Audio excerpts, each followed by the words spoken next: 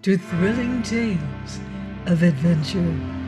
I'm Mardell, reading Captain Blood by Raphael Sabatini. Chapter 9. The Rebels-Convict. There were, when the purple gloom of the tropical night descended upon the Caribbean, not more than 10 men on guard aboard the Cinco Lagos. So confident, and with good reason, were the Spaniards of the complete subjection of the islanders. And when I say that there were 10 men on guard, I state rather the purpose for which they were left aboard than the duty which they fulfilled. As a matter of fact, whilst the main body of the Spaniards feasted and rioted ashore, the Spanish gunner and his crew, who had so nobly done their duty and ensured the easy victory of the day, were feasting on the gun deck upon the wine and the fresh meats fetched out to them from shore. Above, 2 sentinels only kept vigil at stem and stern, nor were they as vigilant as they should have been, or else they must have observed the 2 wherries that, under cover of the darkness, came gliding from the wharf, with well-greased rowlocks to bring up in silence under the great ship's quarter. From the gallery aft still hung the ladder by which Don Diego had descended to the boat that had taken him ashore. The sentry on guard in the stern, coming presently round this gallery, was suddenly confronted by the black shadow of a man standing before him at the head of the ladder. "Who's there?" he asked, but without alarm, supposing it one of his fellows. "It is I," softly answered Peter Blood in the fluent Castilian of which he was master. "Is it you, Pedro?" The Spaniard came a step nearer. "Peter's my name, but I doubt I'll not be the Peter you're expecting." "How?" quoth the sentry, checking. "This way," said Mr. Blood. The wooden taffrail was a low one, and the Spaniard was taken completely by surprise. Save for the splash he made as he struck the water, narrowly missing one of the crowded boats that waited under the counter, not a sound announced his misadventure. Armed as he was with corselet, cuissarts, and headpiece, he sank, to trouble them no more. "Whisht!" hissed Mr. Blood to his waiting rebels-convict. "Come on now, and without noise." Within 5 minutes they had swarmed aboard, the entire 20 of them, overflowing from that narrow gallery and crouching on the quarter-deck itself. Light showed ahead. Under the great lantern in the prow, they saw the black figure of the other sentry, pacing on the forecastle. From below sounds reached them of the orgy on the gun-deck. A rich male voice was singing an obscene ballad to which the others chanted in chorus, "Y estos son los usos de Castilla y de Leon." "From what I've seen today, I can well believe it," said Mr. Blood, and then whispered, "Forward after me." Crouching low, they glided, noiseless as shadows, to the quarter-deck rail, and thence slipped without sound down into the waist. 2/3 of them were armed with muskets, some of which they had found in the overseer's house, and others supplied from the secret hoard that Mr. Blood had so laboriously assembled against the day of escape. The remainder were equipped with knives and cutlasses. In the vessel's waist they hung awhile, until Mr. Blood had satisfied himself that no other sentinel showed above decks but that inconvenient fellow in the prow. Their first attention must be for him. Mr. Blood himself crept forward with 2 companions, leaving the others in charge of that Nathaniel Hagthorpe, whose sometime commission in the King's Navy gave him the best title to this office. Mr. Blood's absence was brief. When he rejoined his comrades, there was no watch above the Spaniards' decks. Meanwhile, the revellers below continued to make merry at their ease, in the conviction of complete security. The garrison of Barbados was overpowered and disarmed, and their companions were ashore in complete possession of the town, glutting themselves hideously upon the fruits of victory. What then was there to fear?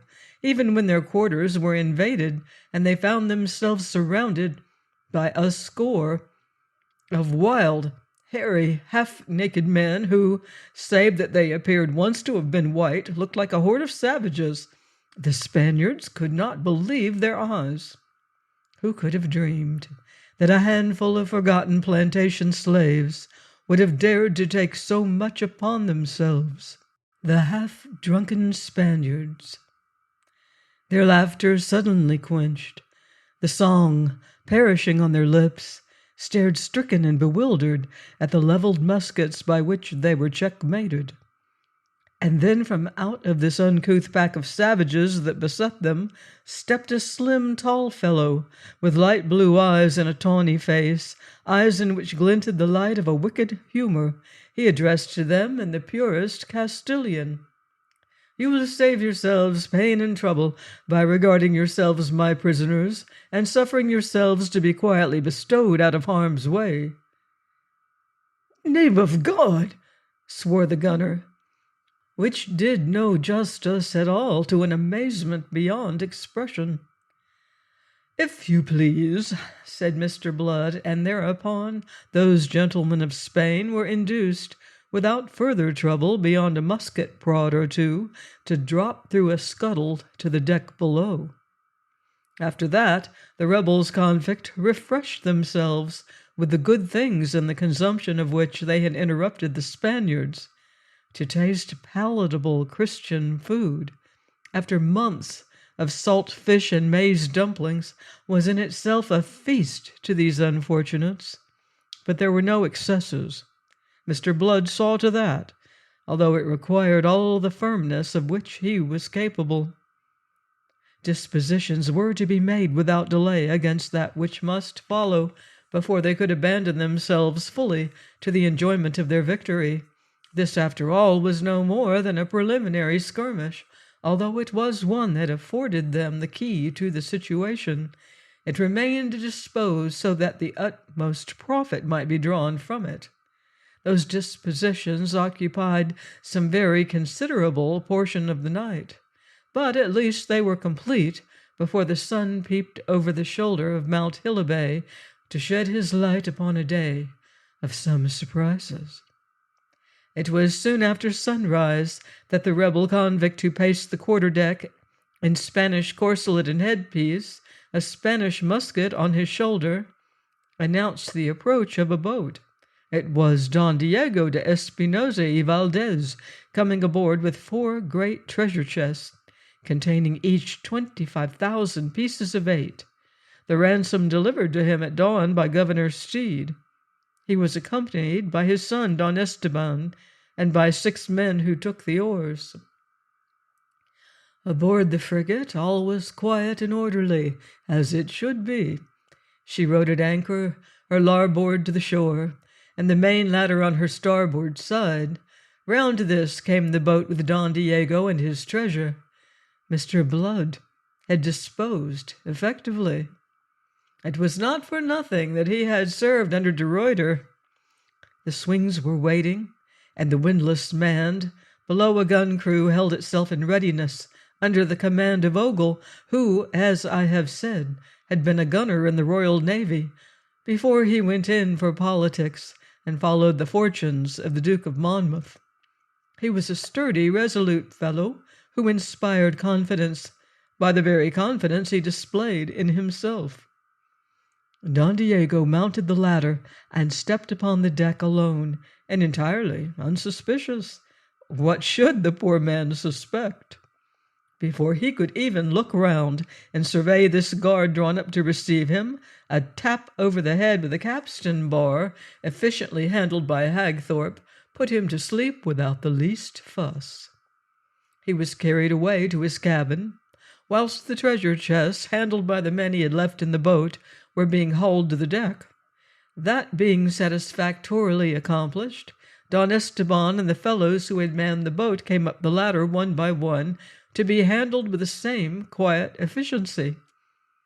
Peter Blood had a genius for these things, and almost, I suspect, an eye for the dramatic. Dramatic certainly was the spectacle now offered to the survivors of the raid. With Colonel Bishop at their head, and gout-ridden Governor Steed sitting on the ruins of the wall beside him, they glumly watched the departure of the 8 boats containing the weary Spanish ruffians who had glutted themselves with rapine, murder, and violences unspeakable. They looked on between relief at this departure of their remorseless enemies and despair at the wild ravages which, temporarily at least, had wrecked the prosperity and happiness of that little colony. The boats pulled away from the shore with their loads of laughing, jeering Spaniards who were still flinging taunts across the water at their surviving victims. They had come midway between the wharf and the ship when suddenly the air was shaken by the boom of a gun. A round shot struck the water within a fathom of the foremost boat, sending a shower of spray over its occupants. They paused at their oars, astounded into silence for a moment. Then speech burst from them like an explosion. Angrily voluble, they anathematized this dangerous carelessness on the part of their gunner, who should know better than to fire a salute from a cannon loaded with a shot. They were still cursing him when a second shot, better aimed than the first, came to crumple one of the boats into splinters, flinging its crew dead and living into the water. But if it silenced these, it gave tongue still more angry, vehement, and bewildered to the crews of the other 7 boats.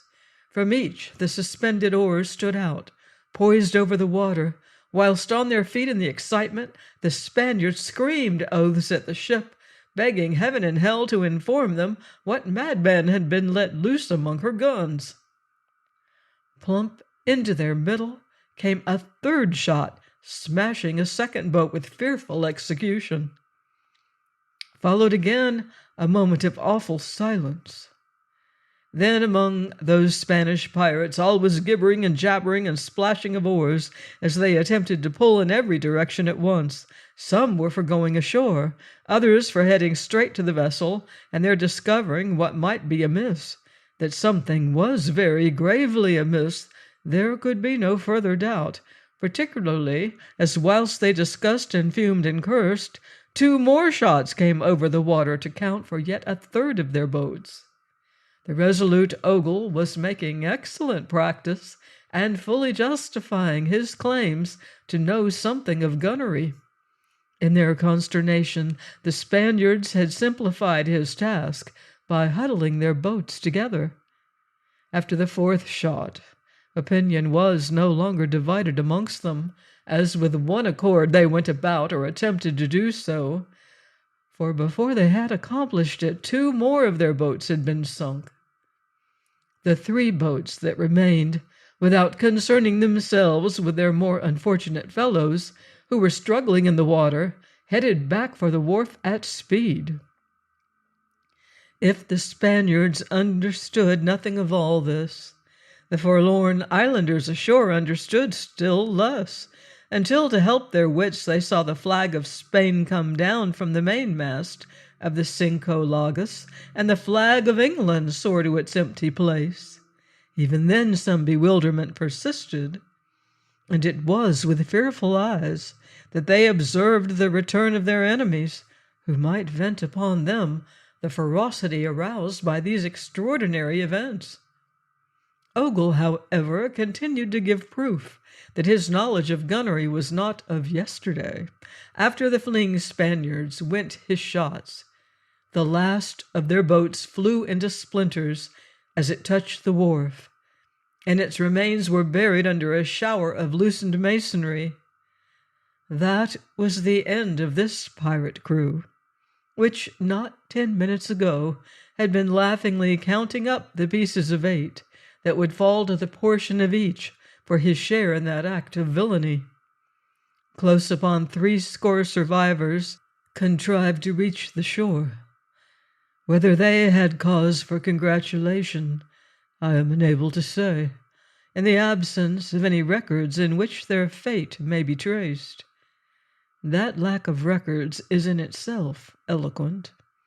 We know that they were made fast as they landed, and considering the offense they had given, I am not disposed to doubt that they had every reason to regret the survival. The mystery of the succor that had come at the 11th hour to wreak vengeance upon the Spaniards and to preserve for the island the extortionate ransom of 100,000 pieces of eight remained yet to be probed. That the Cinco Llagas was now in friendly hands could no longer be doubted after the proofs it had given. But who, the people of Bridgetown asked one another, were the men in possession of her, and whence had they come? The only possible assumption ran the truth very closely. A resolute party of islanders must have got aboard during the night and seized the ship. It remained to ascertain the precise identity of these mysterious saviors and do them fitting honor. Upon this errand, Governor Steed's condition not permitting him to go in person, went Colonel Bishop as the governor's deputy, attended by 2 officers. As he stepped from the ladder into the vessel's waist, the colonel beheld there, beside the main hatch, the 4 treasure chests, the contents of one of which had been contributed almost entirely by himself. It was a gladsome spectacle, and his eyes sparkled in beholding it. Ranged on either side athwart the deck stood a score of men in 2 well-ordered files, with breasts and backs of steel, polished Spanish morions on their heads, overshadowing their faces, and muskets ordered at their sides. Colonel Bishop could not be expected to recognize at a glance in these upright, furbished, soldierly figures the ragged, unkempt scarecrows that but yesterday had been toiling in his plantations. Still less could he be expected to recognize at once the courtly gentleman who advanced to greet him, a lean, graceful gentleman dressed in the Spanish fashion, all in black with silver lace, a gold-hilted sword dangling beside him from a gold-embroidered baldric, a broadcaster with a sweeping plume set above carefully curled ringlets of deepest black. "Be welcome aboard the Cinco Llagas, Colonel Darling," a voice vaguely familiar addressed the planter. "We've made the best of the Spaniards' wardrobe in honor of this visit, though it was scarcely yourself we had dared hope to expect. You find yourself among friends, old friends of yours, all." The colonel stared in stupefaction. Mr. Blood, tricked out in all this splendor, indulging therein his natural taste, his face carefully shaven, his hair as carefully dressed, seemed transformed into a younger man. The fact is, he looked no more than the 33 years he counted to his age. "Peter Blood!" It was an ejaculation of amazement. Satisfaction followed swiftly. "Was it you, then?" "Myself it was. Myself and these, my good friends and yours." Mr. Blood tossed back the fine lace from his wrist, to wave a hand towards the file of men standing to attention there. The colonel looked more closely. "Gad's my life!" he crowed on a note of foolish jubilation. "And it was with these fellows that you took the Spaniard and turned the tables on those dogs? Odds wounds! It was heroic." "Heroic, is it? Bedad, it's epic. You begin to perceive the breadth and depth of my genius." Colonel Bishop sat himself down on the hatch combing, took off his broad hat, and mopped his brow. "You amaze me," he gasped. "On my soul, you amaze me. To have recovered the treasure, and to have seized this fine ship and all she'll hold, it will be something to set against the other losses we have suffered. As gad's my life, you deserve well for this." "I am entirely of your opinion."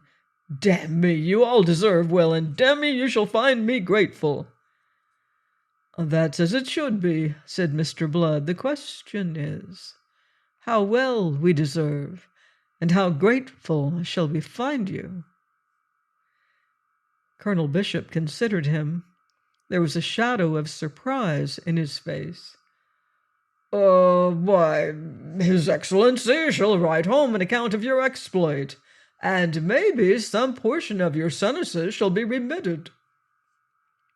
The generosity of King James is well known, sneered Nathaniel Hagthorpe, who was standing by, and amongst the ranged rebels-convict someone ventured to laugh. Colonel Bishop started up. He was pervaded by the first pang of uneasiness. It occurred to him that all here might not be as friendly as appeared. "And there's another matter," Mr. Blood resumed. "There's a matter of a flogging that's due to me. You're a man of your word in such matters, Colonel, if not perhaps in others. And you said, I think, that ye'd not leave a square inch of skin on my back." The planter waved the matter aside. Almost it seemed to offend him. "Tush, tush! After this splendid deed of yours, do you suppose I can be thinking of such things?" "I'm glad you feel like that about it, but I'm thinking it's mighty lucky for me the Spaniards didn't come today instead of yesterday.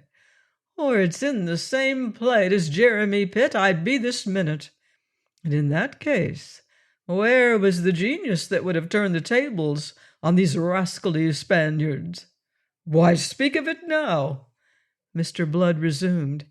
"You'll please to understand that I must, Colonel Darling. You've worked a deal of wickedness and cruelty in your time, and I want this to be a lesson to you, a lesson that you'll remember for the sake of others who may come after us. There's Jeremy up there in the round house with a back that's every color of the rainbow, and the poor lad'll not be himself again for a month. And if it hadn't been for the Spaniards, maybe it's dead he'd be by now, and maybe myself with him." Hagthorpe lounged forward. He was a fairly tall, vigorous man, with a clear-cut, attractive face, which in itself announced his breeding. "Why will you be wasting words on the hog?" wondered that sometime officer in the Royal Navy. "Fling him overboard and have done with him." The colonel's eyes bulged in his head. "What the devil do you mean?" he blustered. "It's the lucky man ye are entirely, Colonel, though ye don't guess the source of your good fortune." And now another intervened, the brawny, one-eyed Wolverstone, less mercifully disposed than his more gentlemanly fellow-convict. "String him up from the yard-arm," he cried, his deep voice harsh and angry, and more than one of the slaves standing to their arms made echo. Colonel Bishop trembled. Mr. Blood turned. He was quite calm. "If you please, Wolverstone," said he, "I conduct affairs in my own way. That is the pact. You'll please to remember it." His eyes looked along the ranks, making it plain that he addressed them all.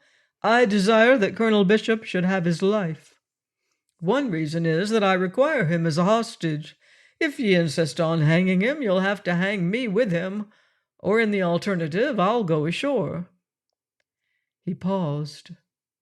There was no answer, but they stood hang-dog and half-mutinous before him, save Hagthorpe, who shrugged and smiled wearily. Mr. Blood resumed.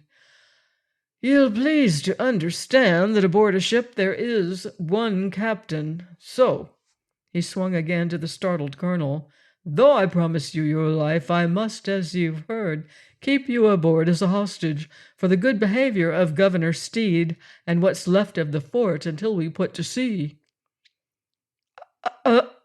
Until you—" Horror prevented Colonel Bishop from echoing the remainder of that incredible speech.